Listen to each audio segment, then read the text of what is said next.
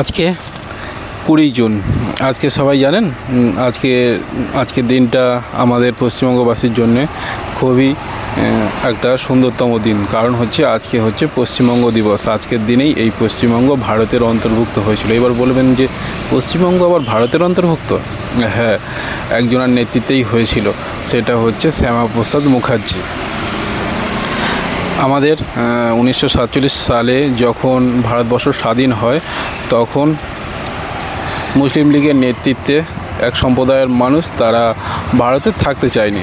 তারা বলেছে যে আমরা হিন্দুদের সাথে আমরা কোনোদিনই এক দেশে থাকতে পারবো না, তাই আমাদের জন্য আলাদা একটা দেশ প্রয়োজন। তাই তারা পাকিস্তান নামক দেশ গঠন করতে চেয়েছিল বা করেছে।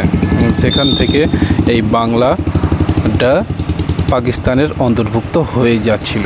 সেখান থেকে আমাদের ফের বলছি একটাই নাম, সেটা শ্যামাপ্রসাদ মুখার্জি। তার নেতৃত্বে তার সাথে অনেকে সমর্থন করেছিল, কিন্তু একজনের নেতৃত্বে আমরা আজকে ভারতের মধ্যে আছি।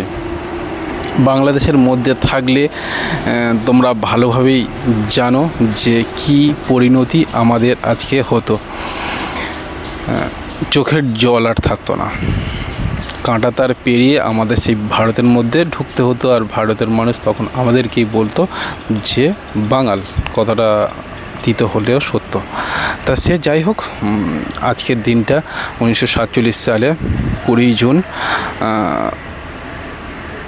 আমাদের শ্যামাপ্রসাদ মুখার্জির নেতৃত্বে পশ্চিমবঙ্গ ভারতের মধ্যে অবস্থান হয় ভোটাধিকার বৃদ্ধি বা ভোটাভুটির ফলে।